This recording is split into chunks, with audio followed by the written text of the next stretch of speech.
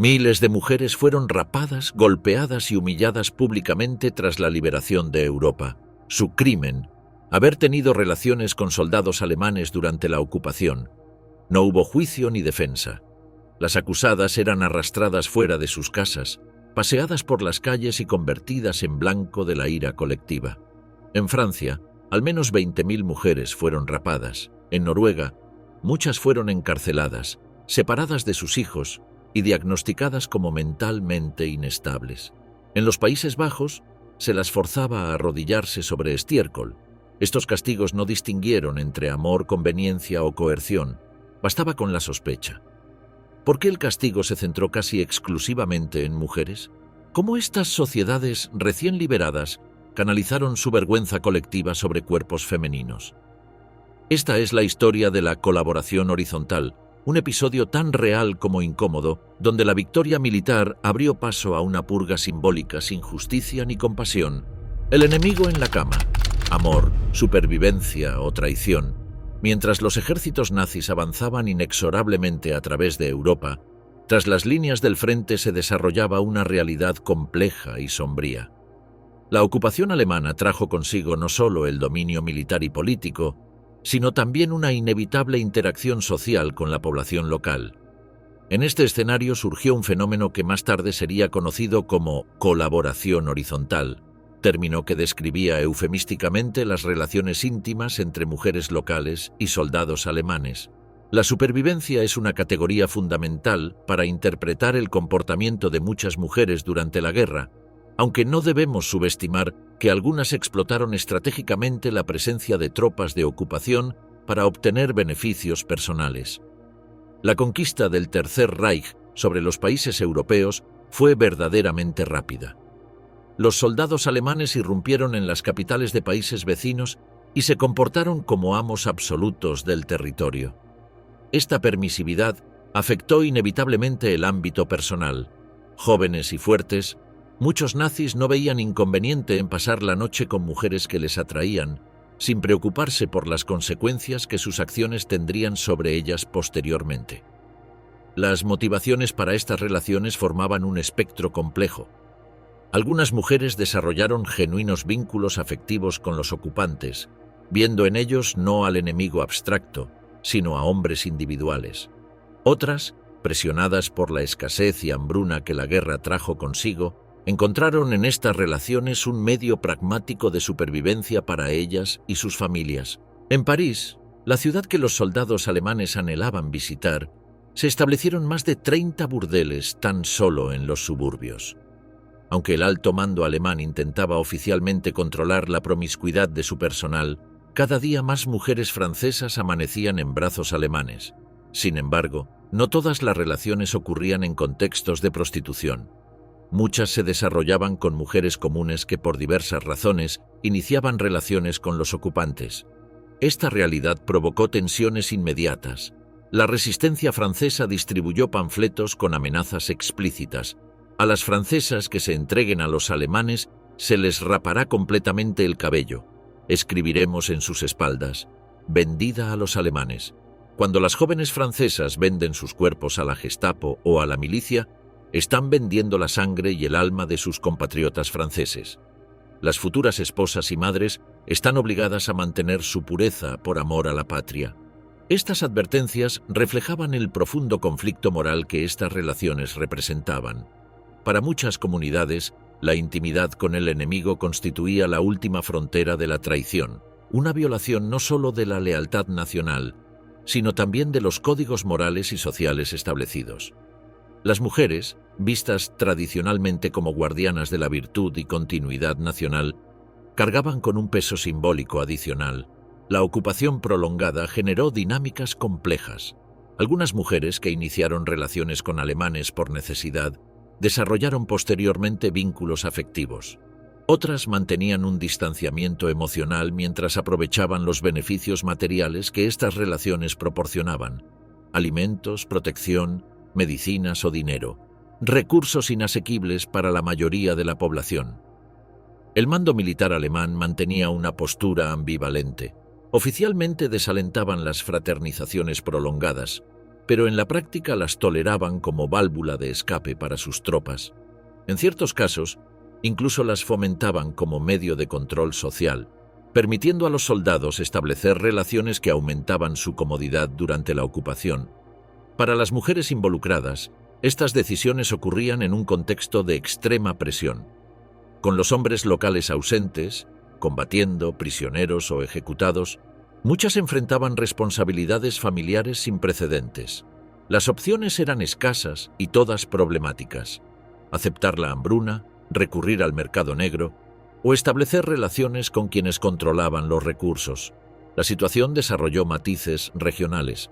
En Francia, donde la ocupación presentaba cierta normalización aparente, estas relaciones ocurrían con relativa visibilidad. En los países del este, donde el régimen nazi implementaba políticas raciales más extremas, las interacciones ocurrían en contextos diferentes, a veces forzadas mediante políticas eugenésicas o de opresión sistemática. Lo que unía todas estas experiencias era la certeza de que, independientemente de las motivaciones personales, la intimidad con el ocupante tenía un costo social. Las mujeres involucradas sabían que eran observadas, juzgadas y recordadas. La guerra algún día terminaría, y con ella vendría el momento de rendir cuentas. El destino estaba preparando para estas mujeres desafortunadas los desafíos más severos que enfrentarían durante el período de posguerra.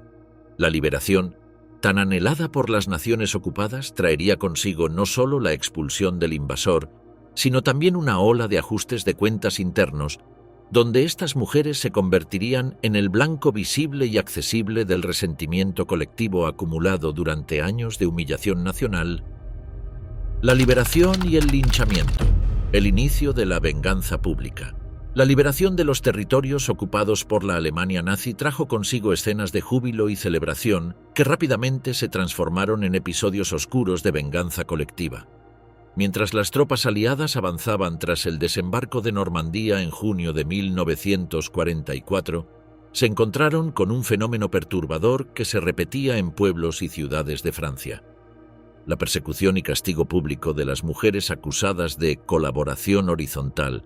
Las tropas aliadas presenciaron un espectáculo inquietante: mujeres siendo brutalmente castigadas por su supuesta intimidad con el enemigo, sometidas a humillaciones públicas en lo que se convertiría en una mancha oscura en la celebración de la liberación. En las primeras horas después de la retirada alemana, personas armadas irrumpían en hogares señalados y sacaban por la fuerza a mujeres identificadas, con o sin pruebas, como colaboradoras.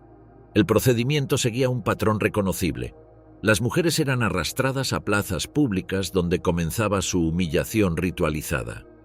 El cronista de guerra Robert Capa documentó estas escenas señalando: «Me encontré al frente de la procesión y la gente local pensó que yo era el soldado que las había capturado, y fui besado y felicitado al mismo tiempo que bofetadas y escupitajos llovían sobre las desafortunadas muchachas».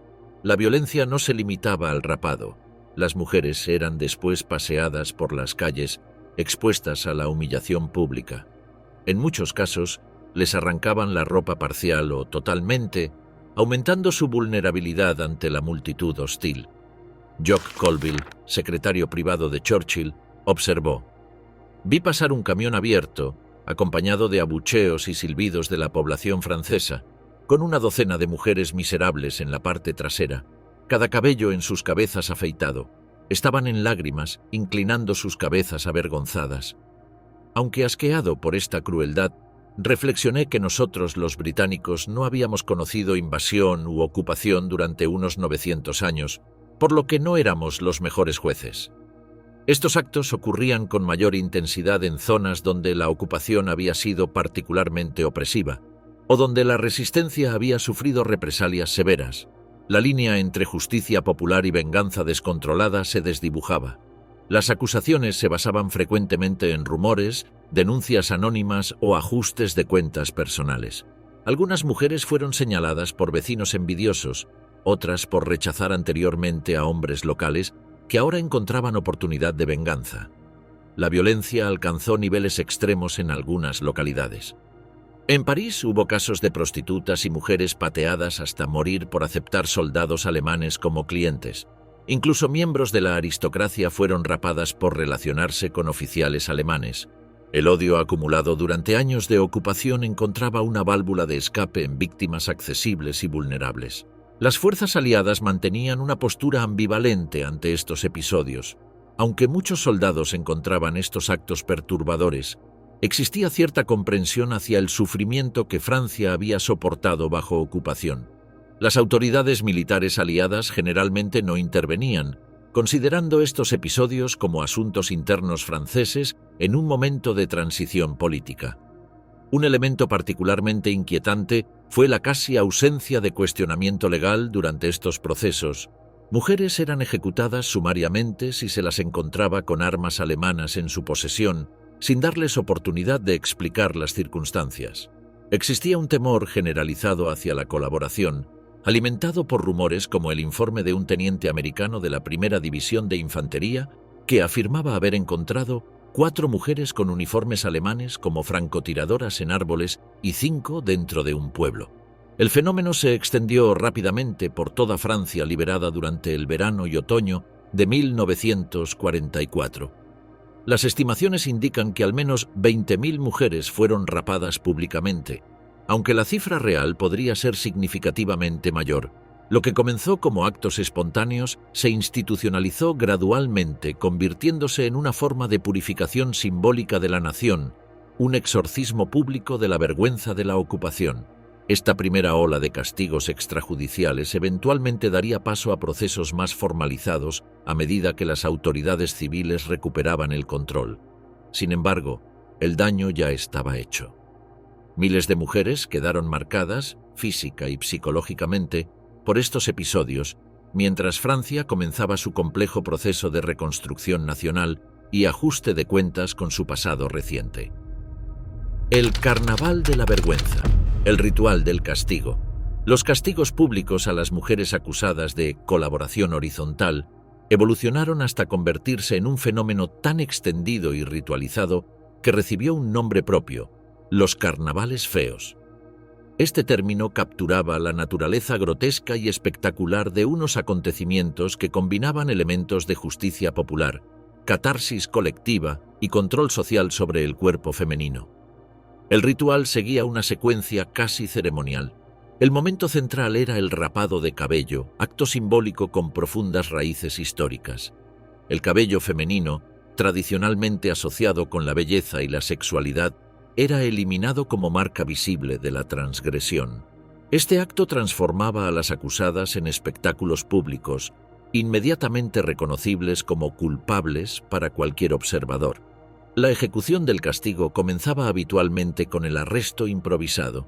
Grupos de hombres, frecuentemente autodenominados resistentes de última hora, irrumpían en domicilios señalados. Las mujeres eran sacadas a la fuerza, a veces directamente de la cama, otras en medio de sus actividades diarias. El elemento sorpresa aumentaba la humillación, negando a las víctimas cualquier posibilidad de preparación física o psicológica. El carnaval continuaba con un desfile forzado. Las mujeres castigadas eran obligadas a recorrer las calles principales, frecuentemente montadas en camiones abiertos para aumentar su visibilidad. La multitud participaba activamente, lanzando insultos, escupitajos y, en muchos casos, agrediendo físicamente a las víctimas. Esta procesión servía múltiples propósitos. Exponía públicamente a las castigadas, advertía a potenciales transgresoras y permitía la participación colectiva en el acto punitivo. Los testimonios señalan la particular crueldad de estos desfiles. Las colaboradoras eran obligadas a correr el guante y eran realmente golpeadas. Las mujeres no solo enfrentaban la humillación pública, sino también agresiones físicas que en algunos casos resultaron en lesiones graves o fatales. La violencia se justificaba como expresión legítima de indignación patriótica, un castigo merecido por la transgresión más imperdonable, la intimidad con el enemigo. La dimensión performativa de estos castigos era fundamental. No bastaba con castigar, era necesario que el castigo fuera visible, memorable y ejemplarizante. Por ello, se convocaba a fotógrafos para documentar estos actos, produciendo imágenes que circularían como evidencia del restablecimiento del orden moral. Estas fotografías, que muestran mujeres rapadas con rostros compungidos, rodeadas de multitudes entusiastas, constituyen hoy documentos históricos perturbadores. La participación popular en estos rituales revela dimensiones complejas. Junto a la indignación genuina coexistían motivaciones menos nobles: oportunismo, ajustes de cuentas personales o simple conformismo social. Muchos participantes habían mantenido posiciones ambiguas durante la ocupación, y su entusiasmo en los castigos servía como demostración pública de lealtad patriótica, una forma de distanciarse de cualquier sospecha de colaboración. Lo que resulta particularmente significativo en estos carnavales de la vergüenza es su focalización casi exclusiva en mujeres. Aunque existieron casos de hombres rapados por trabajar en fábricas alemanas, fueron las mujeres quienes constituyeron la abrumadora mayoría de víctimas. Esta disparidad revela cómo la colaboración sexual femenina se percibía como especialmente transgresora, amenazando no solo la integridad nacional, sino también estructuras patriarcales que asignaban a las mujeres el rol de guardianas de la pureza familiar y colectiva. Los castigos públicos no se distribuían equitativamente entre todas las acusadas. Clase social, conexiones personales y circunstancias específicas influían significativamente.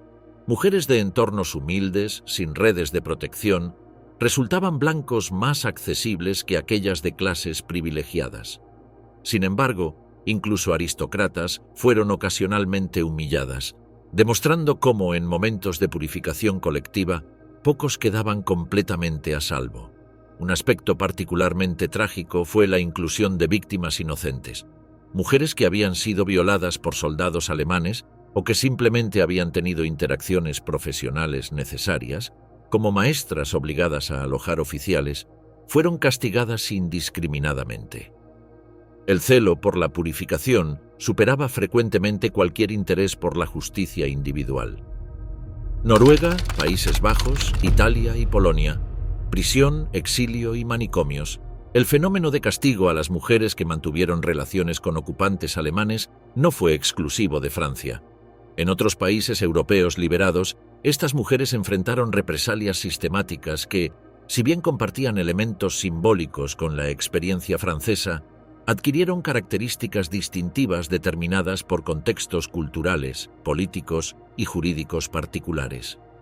En Noruega, la respuesta a la colaboración horizontal adoptó formas institucionalizadas particularmente severas. Tras la liberación, las autoridades noruegas persiguieron a las antiguas amantes de nazis con un celo comparable al francés, pero con métodos más formalizados jurídicamente. Las mujeres identificadas como colaboradoras recibieron condenas efectivas que podían extenderse hasta 5 años, durante los cuales eran enviadas a trabajos forzados en condiciones extremadamente duras. El sistema noruego fue especialmente implacable con las madres de hijos de soldados alemanes. En el reino escandinavo nacieron más de 7.000 niños de padres alemanes, cifra proporcionalmente significativa para la población del país. Cuando las madres eran condenadas e internadas en instituciones correccionales, los niños eran enviados a orfanatos especiales, donde frecuentemente se cambiaban sus nombres para imposibilitar que sus madres pudieran encontrarlos tras cumplir sus sentencias. Algunas mujeres noruegas mostraron persistencia extraordinaria y, a pesar de los obstáculos, localizaron a sus hijos y exigieron su devolución. Sin embargo, enfrentaban entonces un sistema judicial implacable que sistemáticamente fallaba en su contra. Los jueces declaraban abiertamente que nunca permitirían la recuperación de la custodia, sugiriendo que la mejor alternativa era renunciar definitivamente a los niños. Quienes continuaban su lucha legal encontraban resistencias adicionales. Se abrían nuevos casos contra ellas y frecuentemente eran sometidas a evaluaciones médicas donde los doctores emitían diagnósticos apropiados, declarándolas mentalmente inestables y recluyéndolas en hospitales psiquiátricos por periodos prolongados, en ocasiones de por vida. El sistema noruego trató a estas mujeres con mayor severidad que cualquier otro país ocupado. Paradójicamente, eran consideradas traidoras más graves que quienes habían apoyado abiertamente al fascismo o combatido contra sus compatriotas. Esta severidad reflejaba una urgencia por restaurar la imagen nacional presentando a Noruega como un país que había participado unánimemente en la resistencia contra los invasores fascistas, sin traidores en sus filas. Las mujeres que habían mantenido relaciones con alemanes, especialmente aquellas que habían dado a luz hijos de estos vínculos, contradecían esta narrativa purificadora y debían ser eliminadas del relato histórico. En los Países Bajos, los castigos infligidos a las mujeres acusadas siguieron patrones similares a los franceses, centrándose en la humillación pública. Las colaboradoras eran colocadas de rodillas sobre estiércol, rapadas y sus cabezas teñidas de color naranja, color nacional holandés, en una apropiación simbólica que marcaba su transgresión como ofensa a la identidad nacional. La reacción popular resultaba igualmente despiadada. Los aldeanos las insultaban y oprimían sistemáticamente, mientras sus hijos sufrían maltrato constante, recordándoles en cada oportunidad que sus madres eran traidoras. Para muchas de estas mujeres holandesas, la única salvación consistía en el cambio de residencia. Abandonaban sus hogares llevando únicamente a sus hijos y escasas pertenencias. La venta de propiedades resultaba inviable debido a la hostilidad pública generalizada y los funcionarios bancarios evitaban concederles préstamos, extendiendo la persecución al ámbito económico y condenándolas a una precariedad estructural.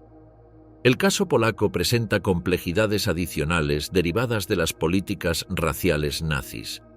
Entre los comandantes alemanes había defensores de teorías, como el propio Heinrich Himmler, que consideraban a los polacos como el pueblo étnicamente más cercano a los alemanes.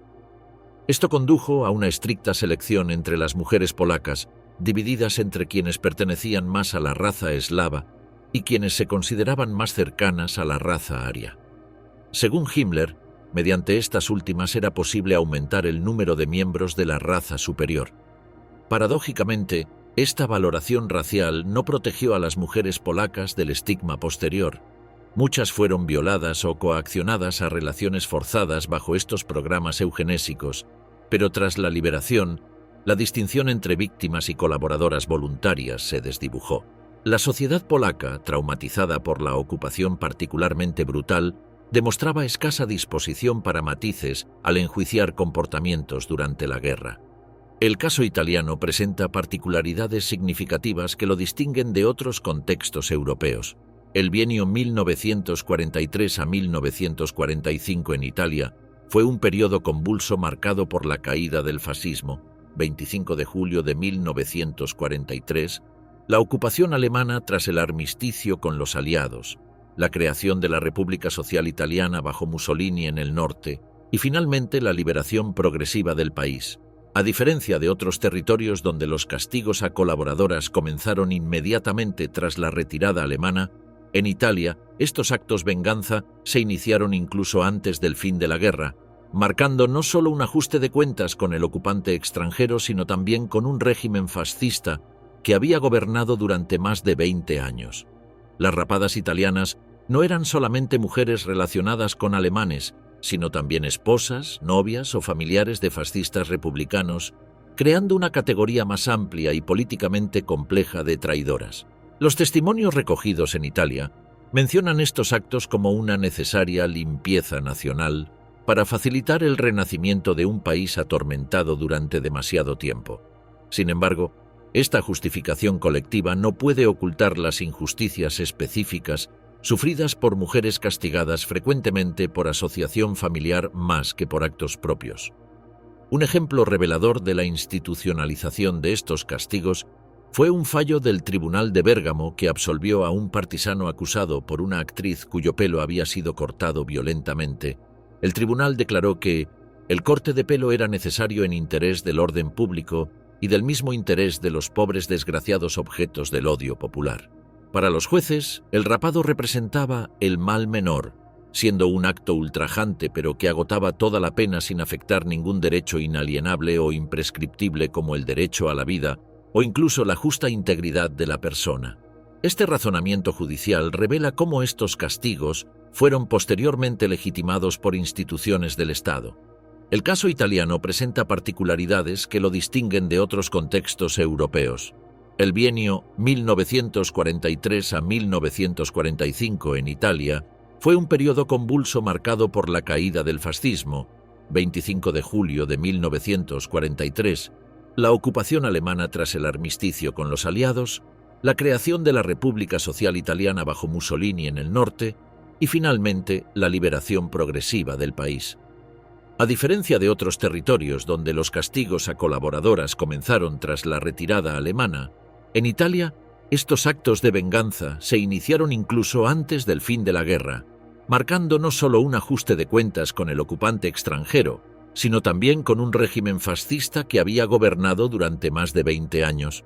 Las rapadas italianas no eran solamente mujeres relacionadas con alemanes, sino también esposas, novias o familiares de fascistas republicanos, creando una categoría más amplia y políticamente compleja de traidoras. Los testimonios recogidos en Italia mencionan estos actos como una necesaria limpieza nacional para facilitar el renacimiento de un país atormentado. Sin embargo, esta justificación colectiva no puede ocultar las injusticias específicas sufridas por mujeres castigadas frecuentemente por asociación familiar más que por actos propios. La situación en Bélgica merece también atención particular. Durante la Segunda Guerra Mundial, miles de niños nacieron en territorio belga fruto de relaciones entre militares de la Wehrmacht y mujeres locales. La mayoría de estos hijos de la guerra fueron concebidos dentro de relaciones voluntarias, a menudo verdaderos vínculos afectivos. A diferencia de la Primera Guerra Mundial, cuando las tropas alemanas aterrorizaron a la población civil, la Wehrmacht tenía órdenes estrictas de comportarse cortésmente con las mujeres y las violaciones eran castigadas. A los soldados alemanes durante la guerra no se les permitía contraer matrimonio con mujeres de países ocupados. Las compañeras, impedidas de convertirse en esposas legítimas, quedaban solas, frecuentemente embarazadas, en medio de la vergüenza y el aislamiento social. Algunas optaron por abandonar a sus hijos en orfanatos o darlos en adopción, buscando recuperar una existencia normal y esperando para sus hijos una vida lejos del estigma. Otras decidieron mantenerlos consigo a pesar de las dificultades y sufrimientos que enfrentarían, aunque continuamente se cuestionaba su capacidad para sustentar a sus criaturas. Durante la infancia, las madres tendían a ocultar a sus hijos su ascendencia alemana. Responder a las preguntas que los niños formulaban, a menudo impulsados por la curiosidad o malicia de sus compañeros, significaba renovar el sentimiento de vergüenza y admitir faltas que en realidad no tenían. La mayoría solo descubrió sus orígenes paternos en edad avanzada. Algunos lograron conocer a su padre, mientras otros ni siquiera tuvieron oportunidad de conocer a su madre biológica. En todos estos países, la persecución a las colaboradoras horizontales revela patrones comunes que trascienden particularidades nacionales.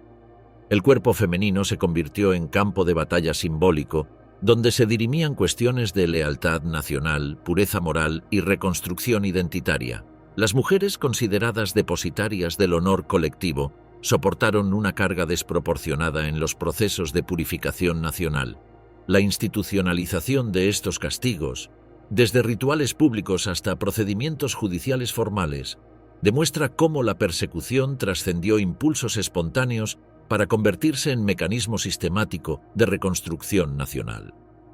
Al castigar visible y ejemplarmente a las transgresoras, las comunidades recién liberadas demarcaban fronteras morales y reafirmaban valores colectivos tras el trauma de la ocupación. Particularmente reveladora resulta la disparidad entre el tratamiento a colaboradores políticos o económicos, predominantemente hombres, y colaboradoras sexuales o sentimentales, mujeres. Mientras muchos colaboradores masculinos negociaban amnistías, recibían sentencias reducidas o se beneficiaban de procesos legales formales con garantías procesales, las mujeres enfrentaban juicios sumarios, castigos inmediatos y estigmatización permanente, sin posibilidad de reinserción social. El caso de Lida Barová, actriz checoslovaca que mantuvo una relación con Joseph Goebbels, ilustra otra dimensión de este fenómeno.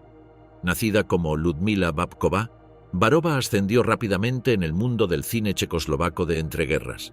Su fama se proyectó internacionalmente y en 1936 fue contratada por la UFA, el estudio cinematográfico más importante del Tercer Reich.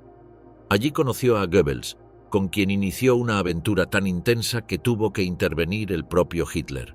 Cuando Varova regresó a su país, este se había transformado en el protectorado de Bohemia y Moravia, controlado por los nazis. Continuó su carrera manteniendo contactos con oficiales alemanes y en 1943 buscó fortuna en la Italia de Mussolini. Tras el avance aliado, temiendo represalias, huyó a Alemania. Capturada por tropas americanas, simuló enfermedad mental y fue ingresada en un sanatorio de Múnich. En septiembre de 1945 fue extraditada a Checoslovaquia y encarcelada bajo acusaciones de espionaje. Aunque declarada inocente, se le prohibió trabajar en el cine checoslovaco y le confiscaron su villa en Praga. Este caso ilustra cómo figuras públicas vinculadas sentimentalmente con jerarcas nazis enfrentaron consecuencias significativas, aunque generalmente menos severas que mujeres anónimas. Esta desproporción refleja cómo la colaboración femenina se percibía fundamentalmente como traición moral, contaminación simbólica que amenazaba la reconstrucción nacional, mientras la colaboración masculina se evaluaba principalmente en términos pragmáticos. Las mujeres castigadas no solo expiaban sus decisiones individuales, sino que servían como chivos expiatorios para purgar la vergüenza colectiva de sociedades que, en diversos grados, habían negociado su coexistencia con los ocupantes. Hijos del enemigo, niños nacidos del pecado. La sombra de la colaboración horizontal se extendió más allá de las mujeres directamente implicadas, alcanzando a los miles de niños nacidos de relaciones entre mujeres locales y soldados alemanes. Estos niños, inocentes de cualquier decisión o circunstancia que rodeara su concepción, se convirtieron en recordatorio viviente de una época que las naciones liberadas intentaban superar, enfrentando discriminación sistemática y abandono institucional. Los números son reveladores de la magnitud del fenómeno. Según estimaciones, en Francia nacieron aproximadamente 200.000 bebés de padres alemanes y madres francesas, de los cuales 80.000 fueron oficialmente registrados con paternidad alemana, según indican los archivos alemanes. En Noruega, nacieron alrededor de 12.000 niños de estas relaciones, y hasta en las pequeñas islas del Canal se registraron 900 nacimientos de padres alemanes. Estas cifras, probablemente conservadoras, revelan un fenómeno generalizado que posteriormente sería objeto de silenciamiento histórico y social. El destino de estos niños varió según contextos nacionales, pero compartían una condición común: ser percibidos como extensión física del enemigo, portadores de una contaminación genética y simbólica. En Francia, el trato hacia ellos fue relativamente menos severo que hacia sus madres. Las medidas oficiales se limitaron a prohibirles aprender alemán y llevar nombres alemanes, aunque muchos no pudieron evitar agresiones de compañeros y adultos. El estigma social provocó que numerosos bebés fueran abandonados por sus madres y criados en orfanatos, donde frecuentemente recibían trato discriminatorio. En Noruega, la situación adquirió características particularmente crueles. Los hijos de relaciones germano-noruegas fueron declarados ilegítimos y, cuando sus madres eran encarceladas, enviados a instituciones especiales donde sistemáticamente se alteraban sus identidades. El cambio de nombres buscaba imposibilitar que sus madres pudieran localizarlos tras cumplir sus condenas, implementando una separación definitiva como castigo adicional a las traidoras y como medida supuestamente protectora para la sociedad noruega. Este sistema noruego de institucionalización forzada revelaba un proyecto político deliberado: la eliminación sistemática de la mancha alemana en la población. Los niños, inocentes pero marcados por su origen, fueron objeto de políticas que combinaban elementos eugenésicos y nacionalistas. Las autoridades médicas y sociales catalogaban a estos niños como potencialmente peligrosos por su herencia genética, sugiriendo predisposiciones a conductas antisociales o criminales basadas exclusivamente en su ascendencia paterna. En los Países Bajos, los niños nacidos de estas relaciones enfrentaron discriminación constante. Apodados despectivamente como Moffenkinderen, niños de los alemanes, o NSB-Kinderen, niños del partido nazi holandés, sufrieron aislamiento social, bullying sistemático y exclusión de oportunidades educativas y sociales. Sus madres, marginadas económicamente, enfrentaban dificultades adicionales para proporcionarles cuidado adecuado, creando ciclos intergeneracionales de vulnerabilidad. Entre las historias más sorprendentes sobre estos hijos del enemigo se encuentra la de Annie Fried Lyngstad, posteriormente mundialmente conocida como Frida, miembro del grupo musical ABBA. Nacida el 15 de noviembre de 1945, 6 meses después del final de la guerra, Frida era hija de Signe Lyngstad, una joven noruega, y Alfred Hasse, un soldado de la Wehrmacht. Lo particularmente significativo de su caso es que representaba el fruto directo del programa Lebensborn, Fuente de Vida, creado por Heinrich Himmler para expandir biológicamente el ideario nazi. Este programa impulsaba a soldados alemanes a tener hijos con mujeres racialmente aptas en territorios ocupados, considerando a las noruegas especialmente cercanas al ideal ario. El nacimiento de Frida en el pueblo noruego de Bjørkasen la convirtió en parte de los aproximadamente 12.000 niños nacidos en Noruega bajo este programa. Tras 2 años de discriminación y marginación social, donde la pequeña era llamada la bastarda alemana, Signe emigró con su hija a Suecia. La madre de Frida murió poco después de llegar, dejando a la niña al cuidado de su abuela Arntin. Durante toda su infancia y adolescencia, Frida creyó que su padre había muerto en un naufragio, desconociendo completamente sus orígenes vinculados al programa Lebensborn. Solo en la cúspide de su fama con ABBA, una fan alemana le hizo llegar la revelación de que su padre seguía vivo.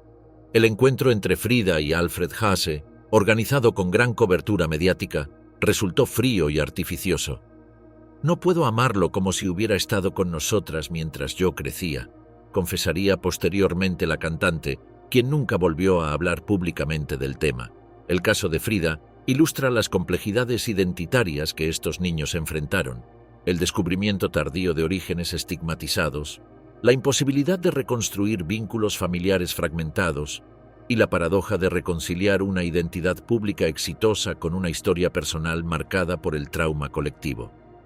Irónicamente, la niña noruega concebida en un experimento nazi para crear una raza superior que sufrió destierro y rechazo, terminaría años después como miembro de la familia real alemana tras su matrimonio con el príncipe Heinrich Rützow-Reuss von Plauen, obteniendo el título de Alteza Serenísima. Una dimensión particularmente perturbadora del tratamiento a estos niños fue su patologización sistemática. En Noruega, el influyente psiquiatra Ornulf Odegaard propagó la teoría pseudocientífica de que los hijos de alemanes padecían inherentemente trastornos mentales. Sus estudios, profundamente sesgados, afirmaban que entre el 50% y 60% de los niños nacidos de madres noruegas y padres alemanes presentaban deficiencias cognitivas. Estos diagnósticos, motivados más por prejuicios políticos que por evidencia clínica, resultaron en la institucionalización forzosa de numerosos niños en centros psiquiátricos, donde permanecieron durante años, algunos de por vida. Esta pseudociencia servía a múltiples propósitos ideológicos. Justificaba la marginación de estos niños presentándolos como biológicamente defectuosos, reforzaba narrativas sobre la degeneración asociada a la contaminación genética alemana y proporcionaba un barniz científico a políticas discriminatorias. Las madres que intentaban recuperar a sus hijos institucionalizados enfrentaban comités médicos que sistemáticamente recomendaban mantener las separaciones, argumentando incapacidad maternal por inestabilidad mental hereditaria o tendencias antisociales. El impacto de esta patologización trascendió generaciones. Muchos supervivientes, hoy ancianos, describen secuelas psicológicas permanentes, trastornos de ansiedad, dificultades de vinculación afectiva y sentimientos persistentes de inadecuación, todos exacerbados por intervenciones clínicas basadas en prejuicios más que en necesidades terapéuticas reales. El caso de Mónica Diedrich ejemplifica las complejidades identitarias enfrentadas por estos niños. Nacida en Alemania de madre holandesa y padre alemán gravemente herido en la guerra, Mónica experimentó un doble desplazamiento.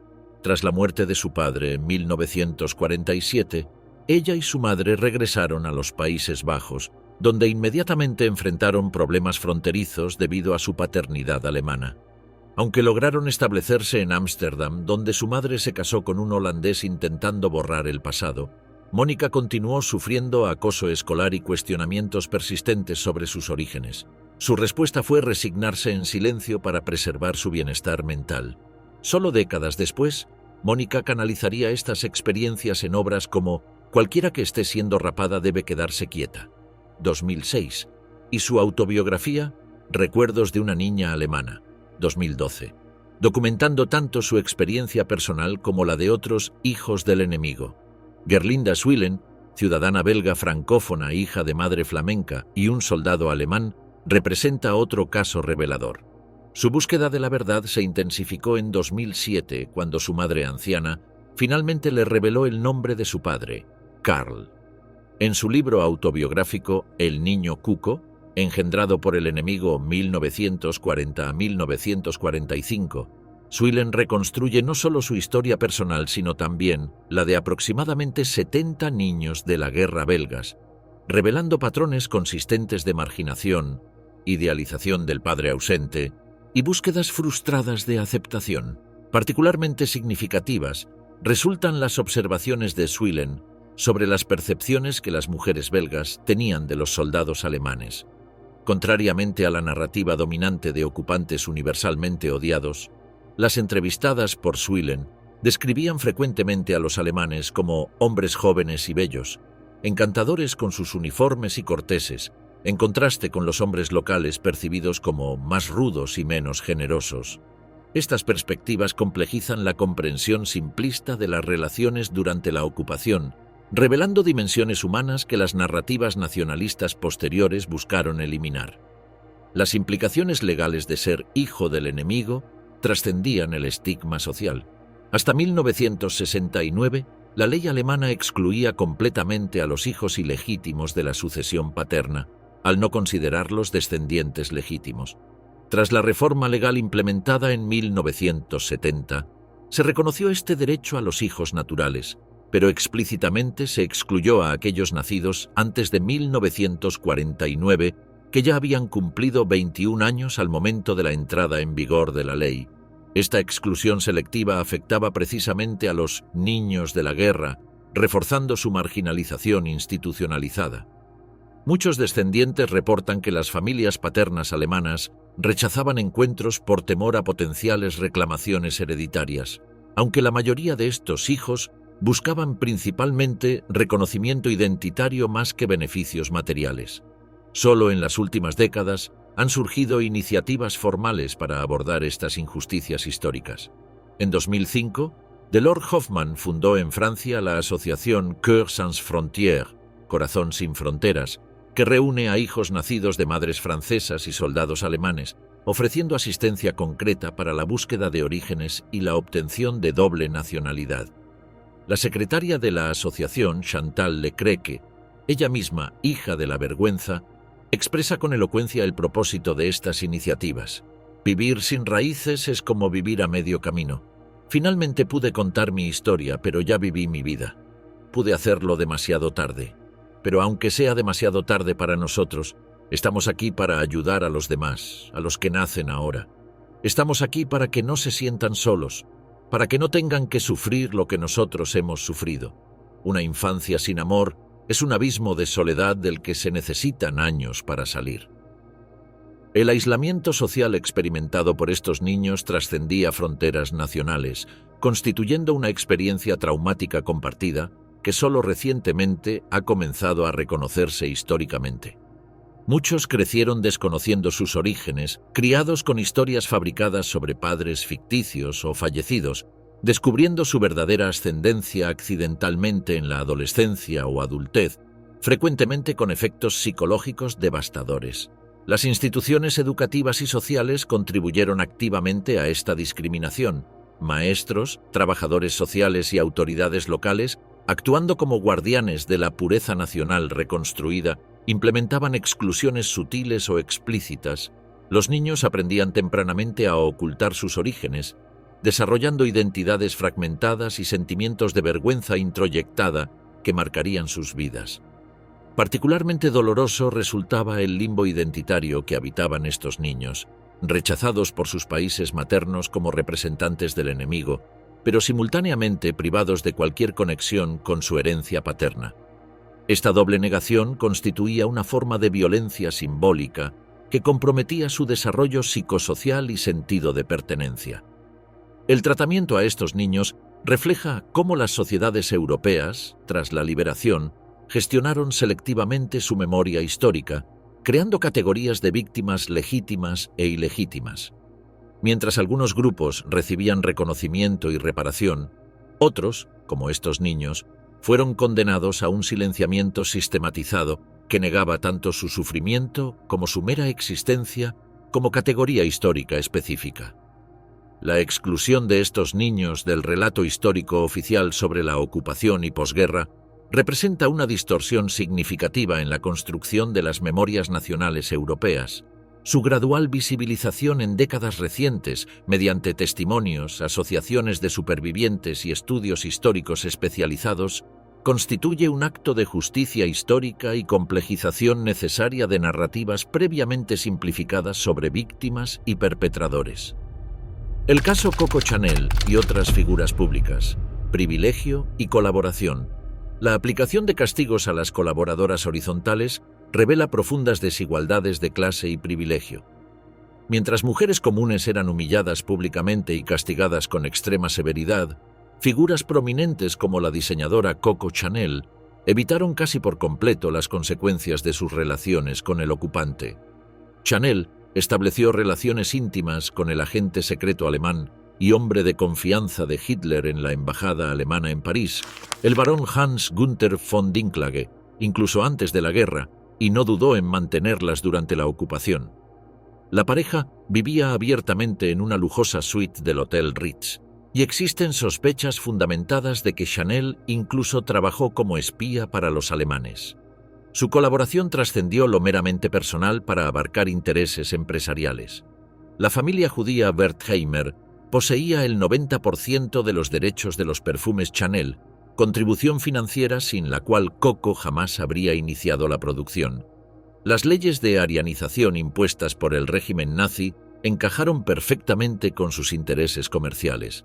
Cuando los Wertheimer huyeron de Francia, y a pesar de que habían transferido previamente su parte a amigos no judíos, Chanel maniobró con ayuda de sus contactos nazis para intentar adquirir el negocio completo.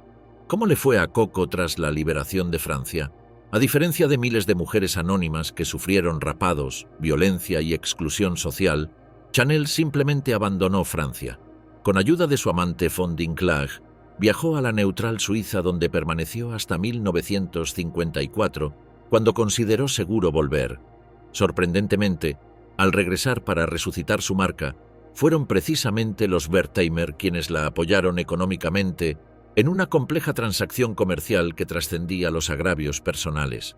Este contraste entre el destino de mujeres comunes y figuras privilegiadas como Chanel ilustra cómo la justicia de posguerra operaba selectivamente, castigando principalmente a las vulnerables mientras permitía que las poderosas utilizaran sus conexiones y recursos para evadir consecuencias. El caso Chanel representa un ejemplo paradigmático de cómo el privilegio permitió no solo escapar al castigo, sino incluso capitalizar posteriormente una reputación rehabilitada, transformando una historia de colaboración en una narrativa de supervivencia astucia empresarial. Justicia o venganza. Memoria, olvido y perdón. Transcurridas 8 décadas desde los hechos, la persecución de mujeres acusadas de colaboración horizontal permanece como uno de los episodios más problemáticos en la narrativa de la liberación europea. Lo que inicialmente se justificó como necesaria purificación nacional revela, bajo escrutinio histórico, dimensiones complejas donde justicia, venganza y control social se entrelazaron inextricablemente. Después del juicio popular, el destino de estas mujeres siguió trayectorias diversas pero consistentemente marginales, marcadas físicamente por el rapado, que tardaba meses en recuperarse, y socialmente por la humillación pública. Muchas encontraron imposible la reintegración en sus comunidades originales. La estigmatización persistía mucho después que el cabello hubiera crecido, manifestándose en exclusión laboral, ostracismo social y frecuentemente empobrecimiento estructural. Para comprender este fenómeno más allá de su manifestación inmediata, resulta necesario analizar las múltiples funciones que cumplieron estos castigos. La humillación pública de colaboradoras sexuales servía a propósitos que trascendían la simple retribución, constituía un mecanismo de reconstrucción identitaria colectiva.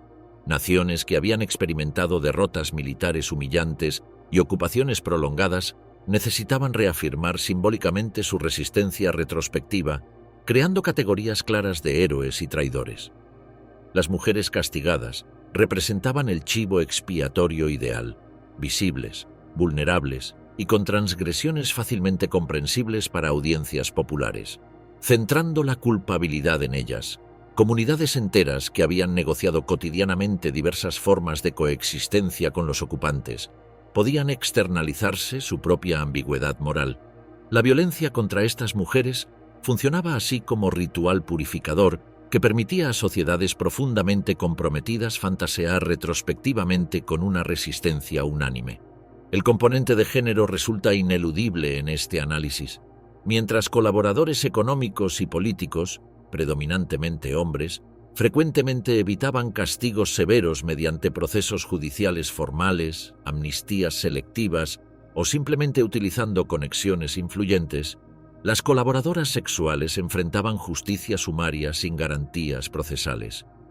Esta disparidad revela cómo la colaboración femenina se juzgaba bajo estándares morales absolutos, mientras la masculina se evaluaba mediante consideraciones pragmáticas y contextuales. La concentración desproporcionada en castigar la colaboración horizontal refleja también estructuras patriarcales donde el cuerpo femenino simbolizaba el honor nacional. La intimidad con el enemigo representaba metafóricamente la penetración y conquista de la nación misma. Castigar espectacularmente a las transgresoras reafirmaba el control masculino sobre cuerpos femeninos presentados como propiedad colectiva nacional. ¿Fueron verdaderas colaboradoras o víctimas de circunstancias imposibles? La respuesta escapa a categorizaciones simplistas. Entre las castigadas existían perfiles diversos. Algunas desarrollaron genuinos vínculos afectivos con soldados alemanes, viendo en ellos hombres individuales más que representantes abstractos del enemigo. Otras establecieron relaciones pragmáticas buscando supervivencia material en contextos de extrema escasez. Algunas fueron coaccionadas o violadas, mientras otras aprovecharon oportunísticamente ventajas asociadas a estas relaciones. Ninguna circunstancia atenuante, ni siquiera la desesperación material o coerción, fue considerada relevante en los juicios populares. La narrativa predominante establecía una dicotomía irreconciliable: patriotas resistentes versus traidoras colaboradoras, sin espacio para gradaciones o contextualizaciones. Esta simplificación moral resultaba funcional para comunidades procesando traumas colectivos complejos. Los procesos legales formales, cuando ocurrieron, replicaron frecuentemente estos sesgos. En Noruega, tribunales establecidos con apariencia de legalidad sistemáticamente condenaban a estas mujeres basándose en su conducta sexual como evidencia suficiente de traición. La jurisprudencia desarrollada específicamente criminalizaba asociaciones personales que para hombres en situaciones comparables no constituían necesariamente delitos. El historiador Fabrice Virgili, pionero en documentar estos episodios, señala cómo estos castigos revelan mecanismos de control social donde la sexualidad femenina deviene asunto público cuando transgrede fronteras nacionales. La intimidad, normalmente considerada privada, se transformaba en cuestión política cuando implicaba al enemigo, justificando intervenciones comunales sobre cuerpos femeninos individuales. Paradójicamente, mientras se castigaba severamente a mujeres por relaciones consensuadas con alemanes, las violaciones masivas perpetradas por tropas aliadas, particularmente soviéticas pero también occidentales, permanecían impunes y raramente reconocidas oficialmente. Esta incongruencia revela cómo la preocupación fundamental no era proteger mujeres, sino regular su sexualidad según intereses nacionales. La memoria oficial de posguerra silenció sistemáticamente estos episodios. Construcciones heroicas de resistencia unánime resultaban incompatibles con reconocer tanto la colaboración generalizada como los excesos punitivos subsecuentes. Francia, Noruega y otros países construyeron narrativas nacionales donde estos episodios permanecían como notas marginales, indignas de incorporación al relato principal. Este silenciamiento historiográfico comenzó a resquebrajarse solo en las décadas de 1970 a 80, cuando nuevas generaciones de historiadores, influidos por perspectivas feministas y microhistóricas, comenzaron a recuperar estos episodios como elementos significativos para comprender complejidades morales de la ocupación y liberación.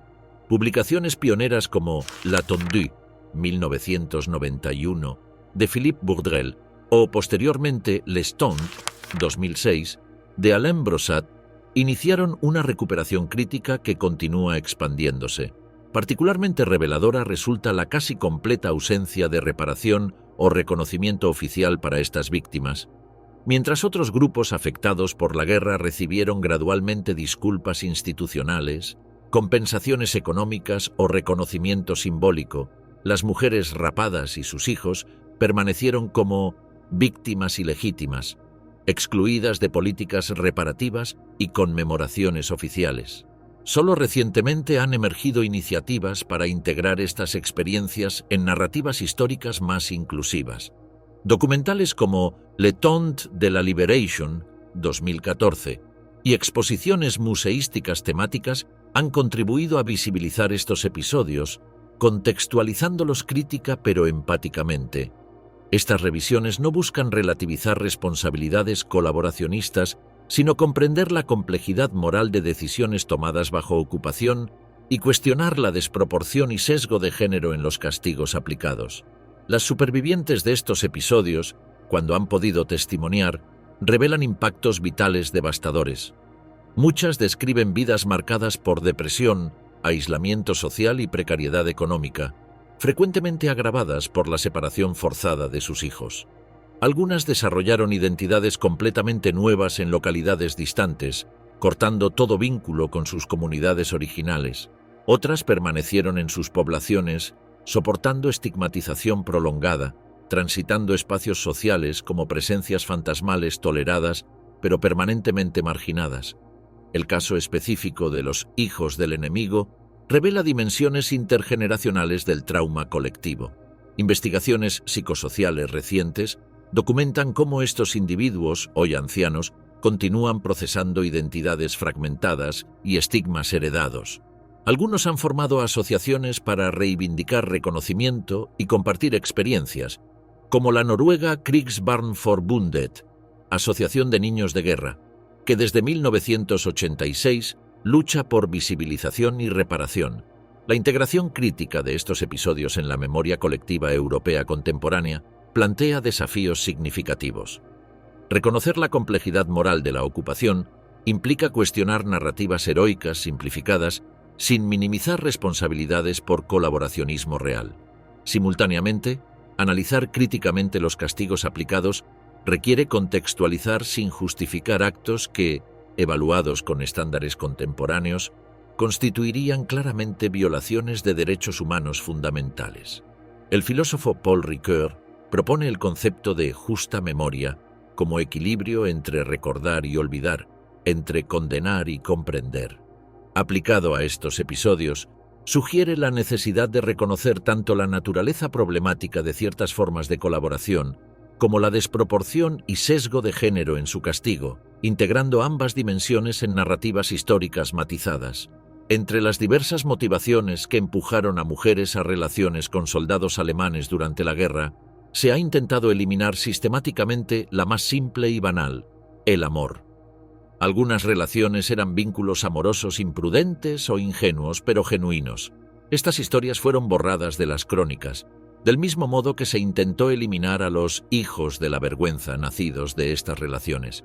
Un aspecto perturbador es el contraste entre la severa persecución de relaciones consensuadas con alemanes y la virtual impunidad de las violaciones masivas perpetradas por tropas aliadas.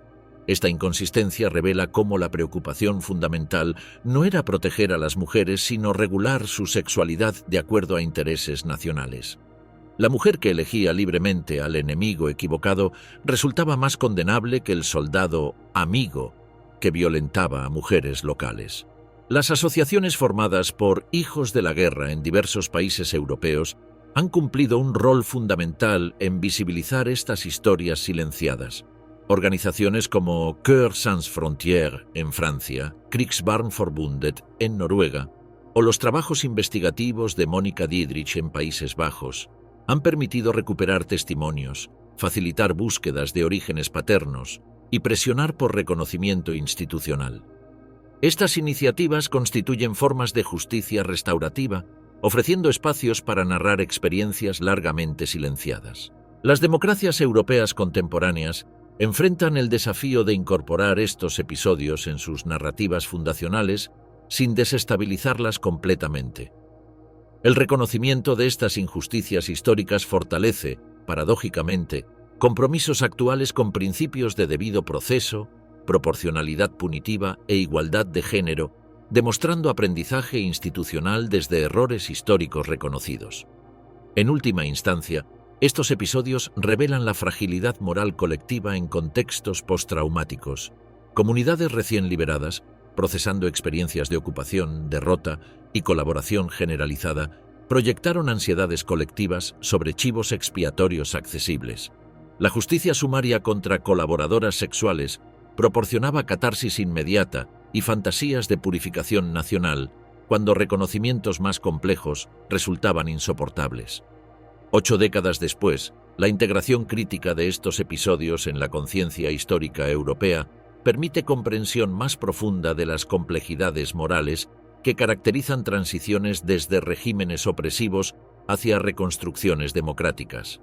Los castigos a las mujeres que durmieron con el enemigo permanecen como recordatorio inquietante de cómo la liberación contenía simultáneamente semillas de justicia y venganza, donde los ideales de restauración democrática coexistían con impulsos punitivos que reproducían precisamente las lógicas deshumanizadoras que se pretendía superar.